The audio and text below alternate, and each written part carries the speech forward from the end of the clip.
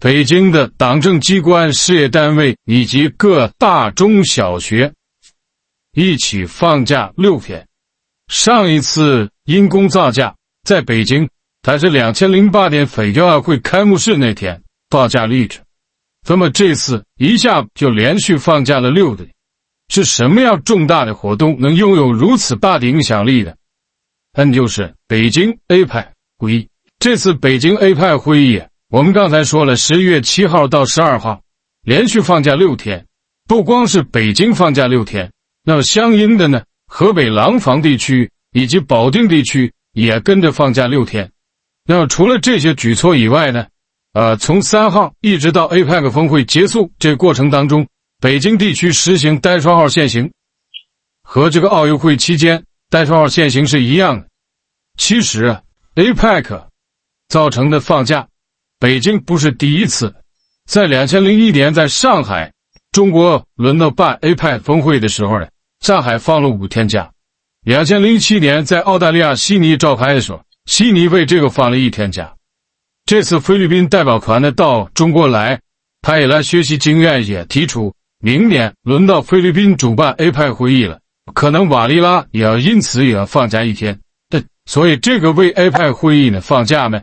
这也成了一种常态。当然我们得首先说 APEC 会议这种去地动力确实蠢呢。那么什么是 APEC 会议呢？可能我们电视机前很多观众朋友都是总能听说这词儿 APEC， 这好像 APEC 开会啊，有的人印象当中就是来不少国产领导人，他不穿的什么西装革履，穿民族服装。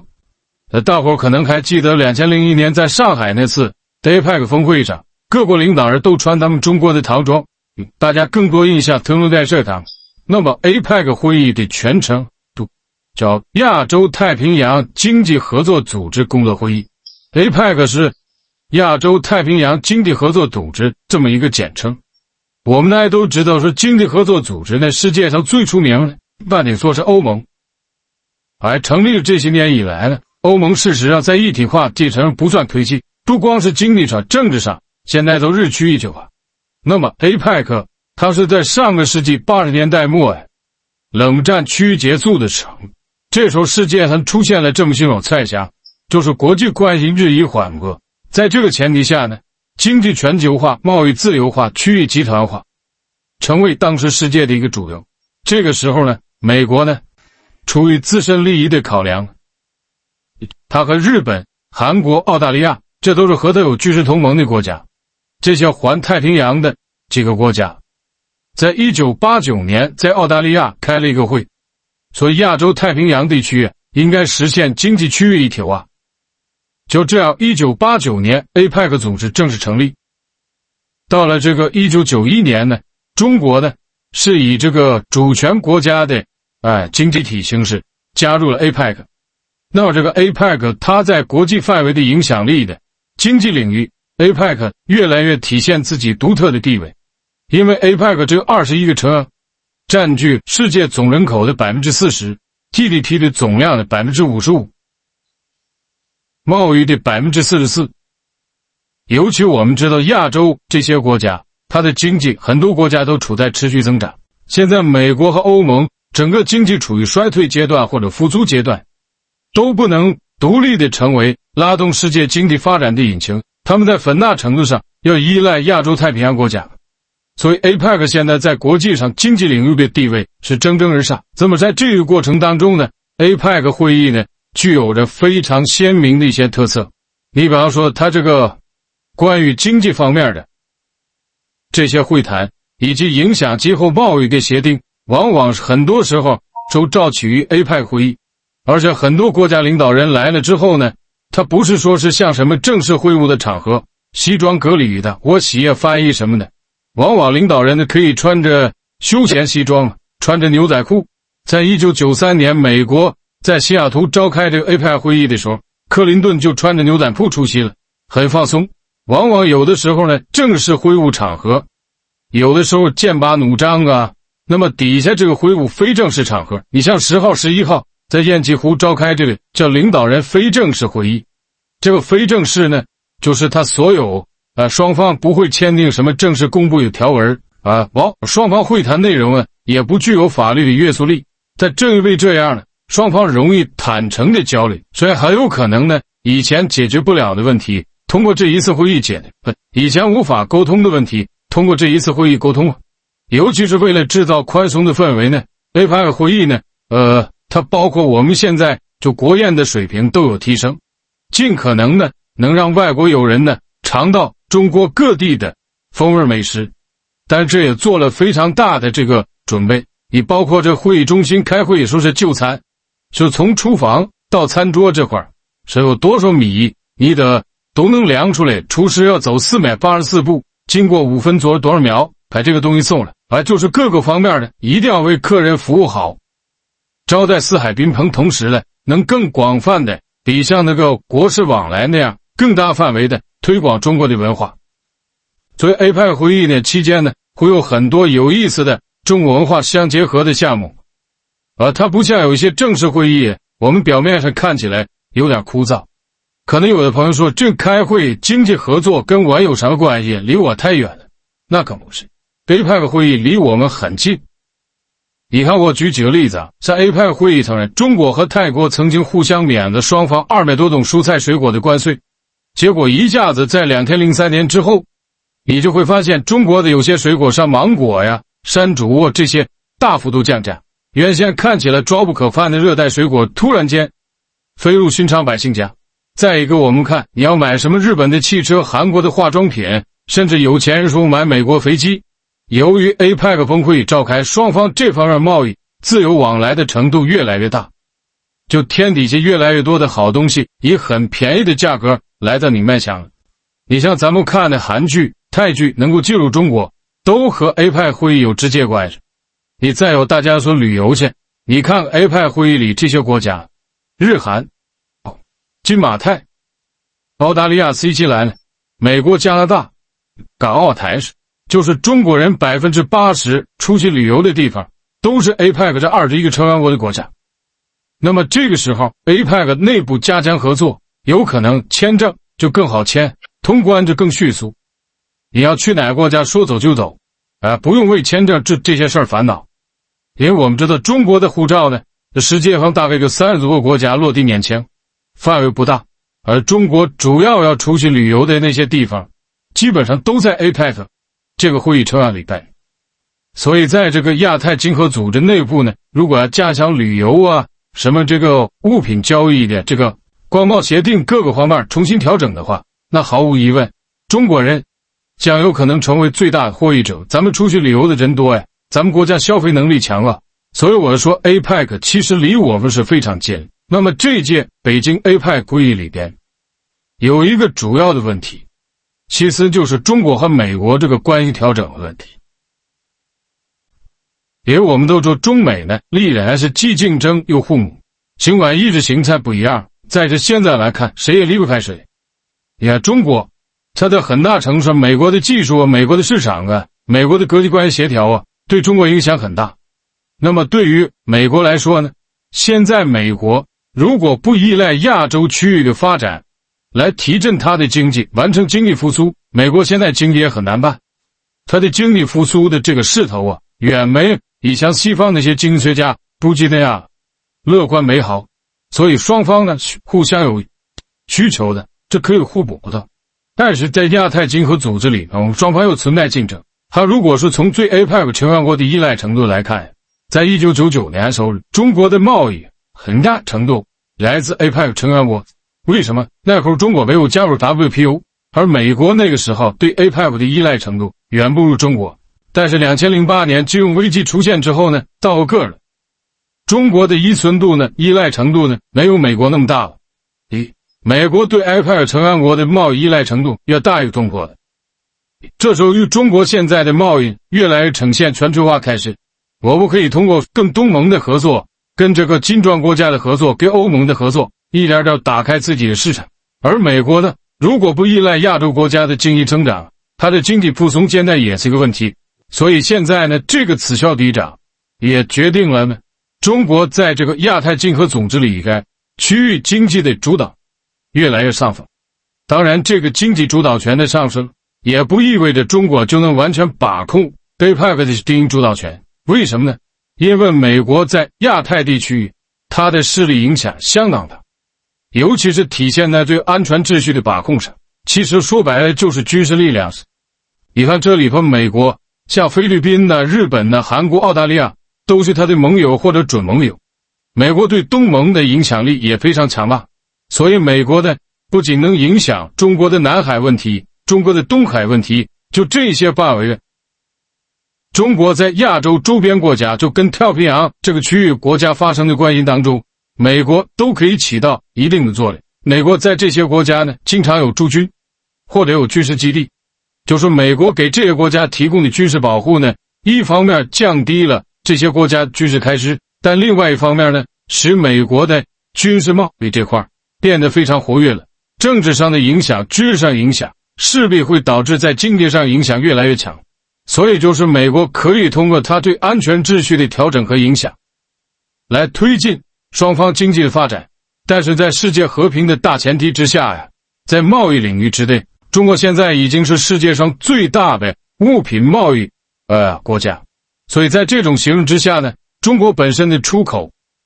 和进口都比较强劲，所以它在经济领域之内影响是一点点提升。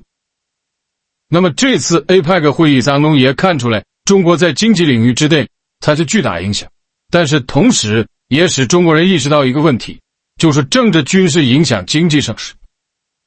一旦你政治领域关系搞不好，你经济马上会出现倒退和衰落。所以如何在政治领域和经济领域之内长袖善舞，把握平衡，这是中国人现在要做到的。同时还有一点呢，国际贸易这有一个特点，它有的时候投资决定性也很强。我这个国家在你这个国家投资多，那我跟你的贸易额肯定就提高。那么从投资来讲，中国眼下和美国还不能比，美国和日本呢主导了 APEC 内部投资的半壁江山。你像中国跟俄罗斯加起来还不如美国占据的这个投资额度大，因为投资这方面呢，它有着很鲜明的这个操作性。你像美国的跨国公司的实力非常强，中国跨国公司力量远不如美国，所以在对外投资这个领域之内，中国眼下还远不如美国在 APEC 的影响力。所以综合这些因素加在一块儿，中国处在明显的上升势头。所以其实你看着 APEC 呢，大家做一本很高兴，谈谈这个谈那，但是 APEC 呢，它不像欧盟那样有些硬约束，它是软约束，而且更多的着眼于经济这一块。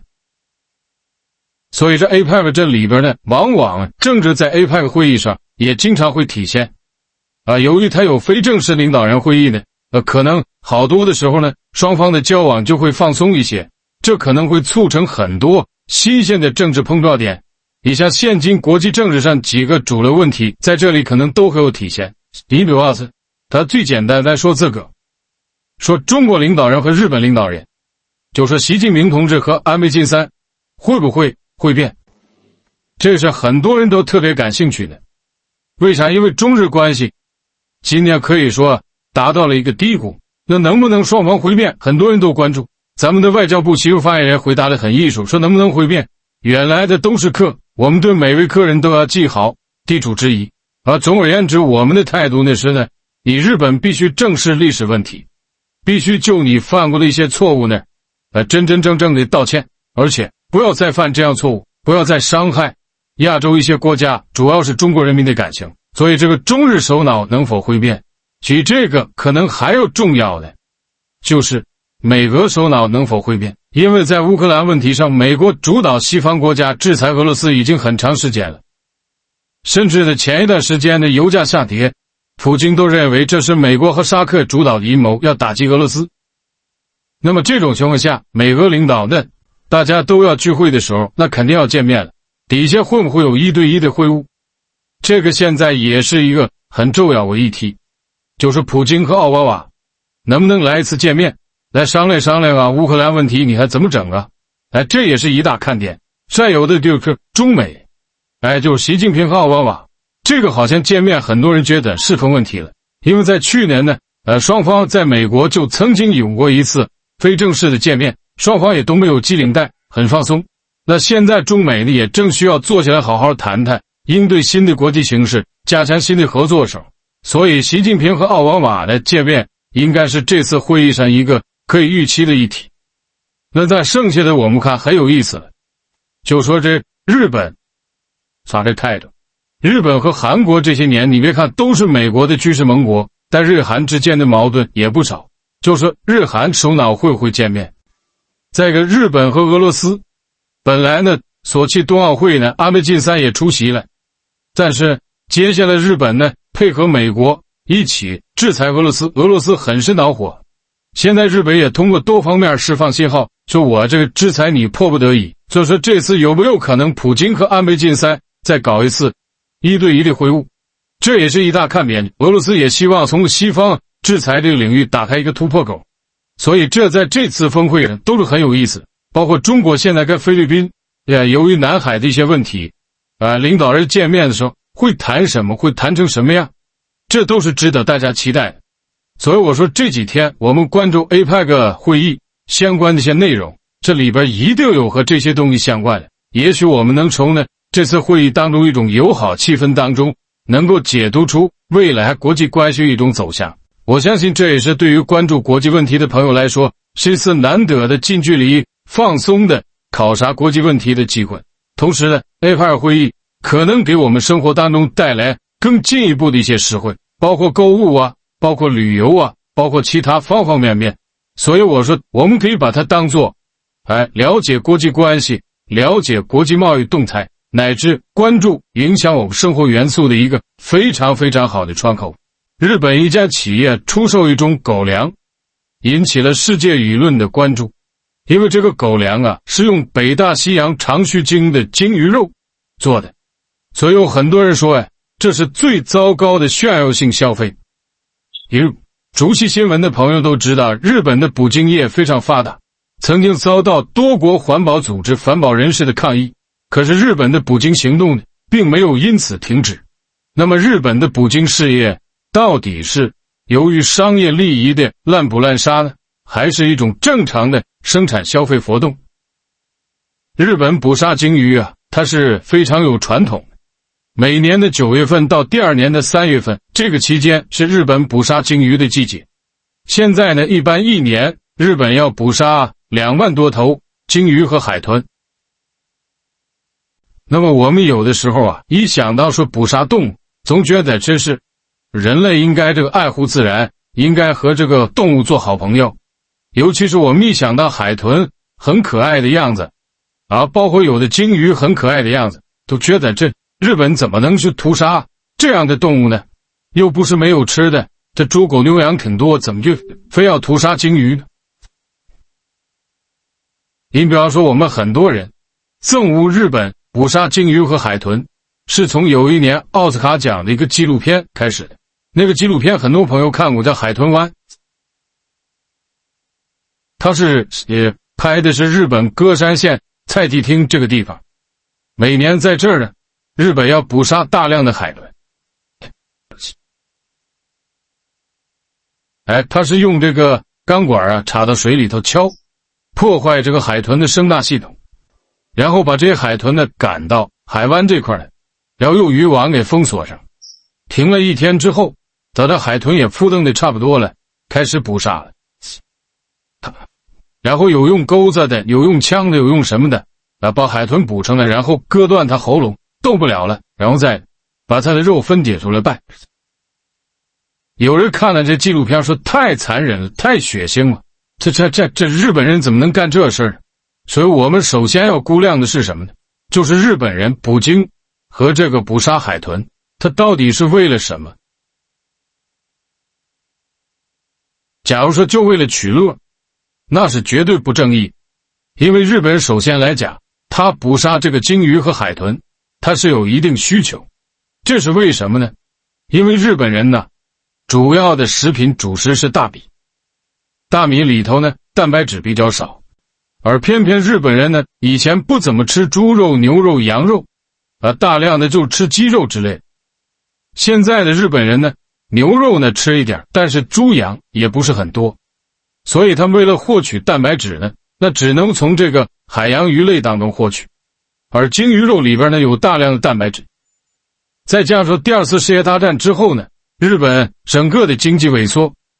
存在着这个粮食荒、副食荒。所以在这个时候捕鲸业发展起来之后呢，等于给日本人民呢提供了宝贵的蛋白质。所以都说日本捕鲸呢，它是有现实需要的。就包括现在，我曾经这几天呢问过在北京工作的一些日本人，我问他们，我说你们还吃鲸鱼肉吗？他们说比过去少多了，但是呢，鲸鱼肉在日本的超市呢是随处可见的，而且日本人你问他们说鲸鱼肉该不该吃，几乎绝大多数人认为是该吃的。它这有点类似于什么呢？咱们中国国内有时候探讨狗肉该不该吃，其实这个道理很简单，它是一种食品，由来已久的食品，你不能因为说我喜欢狗，我爱狗，你就禁止其他人吃狗肉，这是完全在法律上行不通的。那么这个时候我们在探讨日本人捕鲸的正义性的时候，他既然有这传统，那好，我们要探讨的是什么呢？首先一个，他既然有这个传统的话，它的生产和消费是不是合理范围内的？是不是那种过度的滥捕滥杀，然后追逐商业利益？再一个，是不是日本人的捕鲸造成了我们说全球范围鲸鱼的数量减少啊？有些批稀缺品种的都要灭绝了，是不是这样的？世界范围之内有些稀缺品种鲸鱼的灭绝，绝不是说和日本人有直接关系，因为全球捕鲸的国家非常多，不是日本一家在那捕杀鲸鱼。另外一个，捕鲸的历史，你要说真规模最大，恰恰是现代反对捕鲸的一个国家，它在历史上捕杀鲸鱼最多，成果最为丰硕，哪个国家？美国。可能有很多朋友不知道，美国有一段时间高度的依赖捕鲸这行，什么原因呢？这是19世纪的时候，那个时候石油还没有大量开采，鲸鱼身上的精油，那等于是给工业革命提供了宝贵的机械润滑油，而且当时鲸鱼油还是非常好的燃料，在电力没有完全出现之前，那个时候各个国家，你像一些发达国家欧美的，当时美国刚刚崛起，英国呀、法国呀、荷兰的这些国家，西班牙都有捕鲸的船出的北地，一方面把这精油变成燃料，另一方面变成润滑原液。当时玩的最漂亮的是美国。有一个阶段呢，全球假如说有900艘捕鲸的船，其中有735艘是美国。当时美国一年捕鲸能在这上，在19世纪中叶，一年美国就可以赚到1100多万美元。你说那个时代1100多万美元是多少钱啊？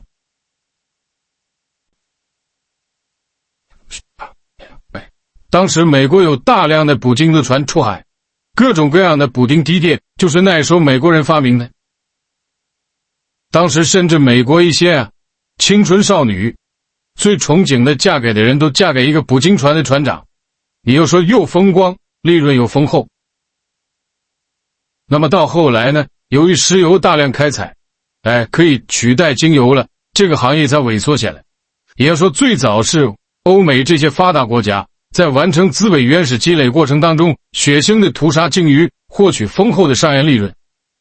也就是你要说，如果说捕鲸始作俑者，那根本不是日本人，是欧美那些国家，因为他们发达比日本要早得多。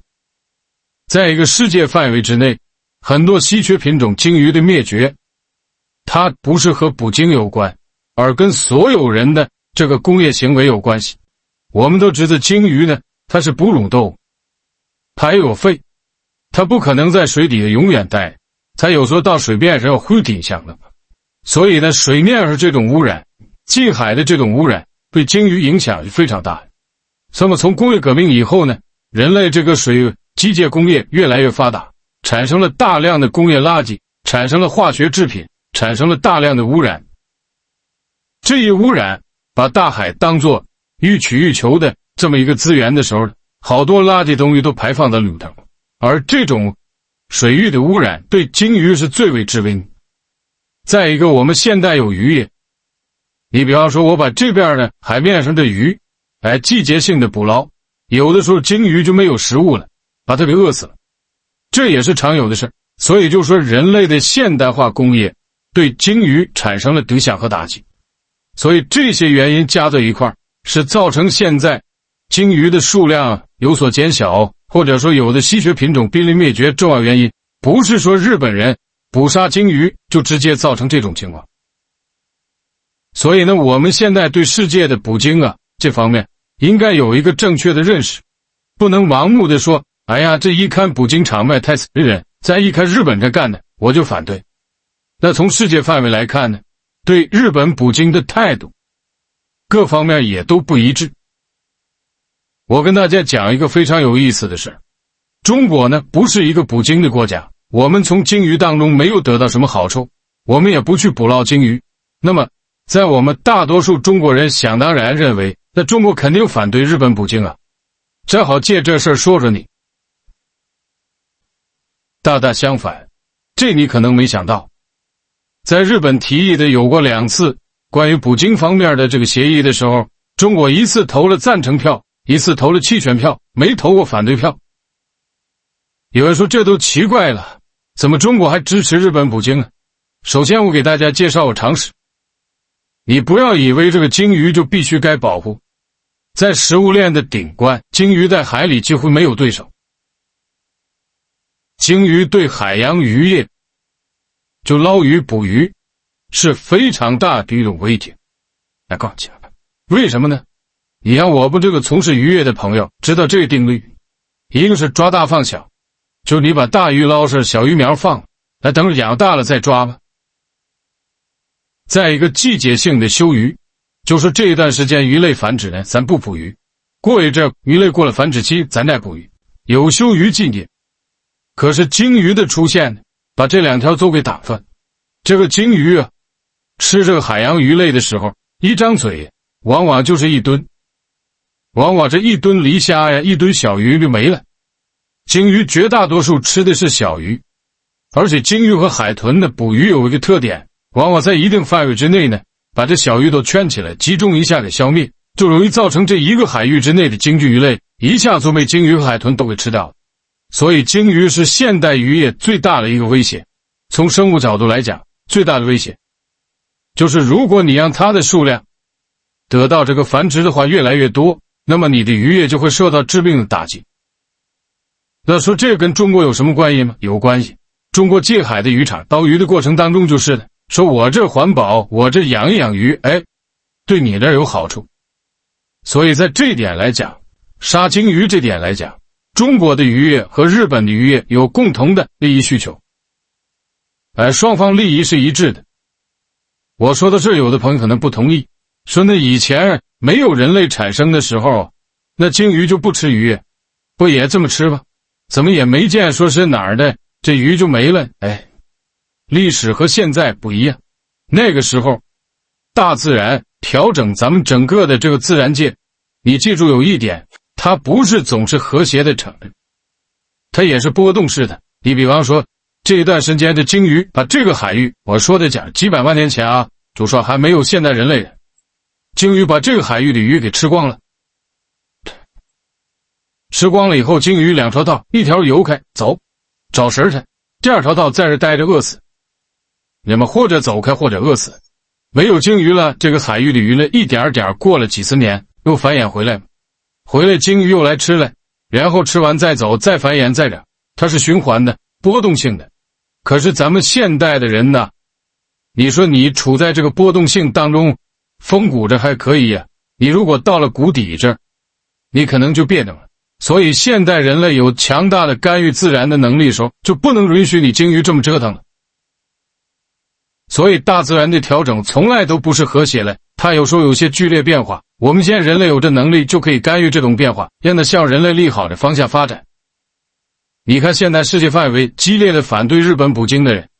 他这国家也有利益需求，因为澳大利亚、巴西反对日本捕鲸，他有他的考量。反对捕鲸呢，他的沿岸，他的海洋渔业资源比日本还要发达，那么这鲸鱼存在呢，它可以沿岸发展观鲸旅游业。就我这有鲸鱼出没，好，我这组织这会儿建立一个什么旅游区，大家来看这个，每年大概给世界上将近90个国家吧，观鲸这个旅游业能带来10亿美元以上的收入，它有现实的考量。你像美国反对日本捕鲸，这里头有它的这个打算，就是你鲸鱼肉供应少了，日本人可能就得吃其他的肉，这样美国鸡出口给日本的肉量就大大增加。他有他的考量，美国向日本出口大量牛肉，所以就说我们现在在这里跟大伙说一个常识，这些年国际上的各种各样的环保组织风起云涌，这个主张这个那主张那，环保本身它也是利益博弈的一种结果。环保目的是为了让我们所有人都获得好处，这是公益，可是在执行的过程当中，它必然会触及到一部分人利益，而触及这利益的多与寡、合理与不合理，往往不是环保主义者能够把握得住的。所以环保组织也经常被人利用，也经常被裹入各种利益争斗的漩涡当中。你看咱们前2年在哥本哈根开那个全球气候会议，你就能看到里头有不合理的地方。你看欧美国家主张这个碳排放，就排放二氧化碳，这个每个国家都有配额，你排放多了你就充钱，看起来好像控制一些国家大肆排放这个气体对全球变暖有不利。可实际上你琢磨琢磨，欧美发达国家它的碳排放技术很先进，它往往不必为了碳排放支付更多的代价，而发展中国家不行啊，它正处在发展的过程当中，它没那么高的技术。那你这样一来，就等于说无形间打压了发展中国家，对原来的发达国家非常有利。你比方说欧盟，它的这个航空事业很发达，那么欧盟就规定呢，你每一架飞机来到这个欧洲地盘，你都得测你的二氧化碳排放量，也要给你碳配额，你准许你排多少，这个额度以内你不交钱，你要用不了，你还能把这额度拿到市场卖来，卖给那些排放多的。如果你超过这个，你就得多交钱。这样中国的航空公司一年在这上可能就得多支付8亿人民币左右，再到有人估计到2030年，可能一年我们得多支付30多个亿。那你想，这就不是一笔小钱数，这里头无形间就打压了像中国这样发展中国家的航空事业，而对于欧洲传统航空事业这个国家它是有利的。所以我们说这个环保它必须首先的得平衡一下利益，如果没有利益上的平衡，环保是执行不下去的。你比方说现在国际上通行的下游补偿上游，拿中国举例子吧，比方说咱们陕北一带黄河经过这儿，水土流失的严重，那么陕西省呢和甘肃省应该呢加固这个水土，不让它流失，这样的话对下游黄河中下游5省2市包括山东北京都有好处。可问题是呢，我这花很大的力气保持水土，我是有一定好处，下游的好处也多。国际上通行做法，你比方说黄河中下游5省2市，他就得拿出一定的财政 GDP 来支援上游的省份来搞环保，甚至补偿他那个地方老百姓由于不能通过环境获得利益而带来的损失，这是合理的。国际上也有这事儿，你比方巴西我们都知道这个亚马逊森林，你说巴西大多数人他没有别的资本，他就这个森林就这树，国际环保组织不能砍树啊，亚马逊森林是地球的肺炎，如何，他不砍树是为了保护全球的这种生态系统，保护全球的这种气候，他不砍树本身来讲等于包括他自己也为全世界的人做贡献。那么他为全世界人做贡献，你得拿出真金白银来支持巴西保护这个森林呢，因为它对大家都有利益。所以我说很多环保组织在没有厘清各种利益、平衡各种利益之前，他就单纯的强调环保对某个地域人的约束，这不是以人为本，这也是不合理的，而且这样固定会造成环保事业你根本进行不下去。所以我们今天做这些节目是给大家说说日本捕鲸业它背后的一些真相。如果你其他国家认为它不合理的话，那么这里头就有一个利益平衡的机制，如果做不到利益平衡，那么环保往往会裹挟进各种利益的漩涡当中。所以我们今后有时候听到某个环保组织喊什么口号或干啥，我们也要像对待其他那些既得利益方一样，仔细甄辩一下它这背后意味着什么，是不是有一些相关的利益方面在影响他的行动。